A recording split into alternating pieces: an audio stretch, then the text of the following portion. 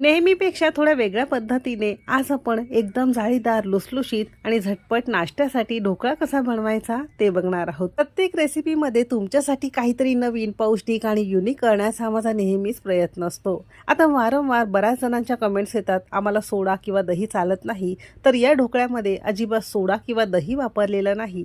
कसा तयार करायचा इत्थंभूत भरपूर टिप्ससह रेसिपी मी तुमच्यासोबत शेअर केलेली आहे, म्हणून ती अगदी शेवटपर्यंत नक्की बघा. सगळ्यांना एक निवेदन आहे, तुम्हाला जर माझ्या रेसिपीज बघायला आवडत असतील तर कुकिंग तिकीट मराठी चॅनलला सबस्क्राईब करून बाजूची बेल घंटा नक्की क्लिक करा. रेसिपीला सुरुवात करूया.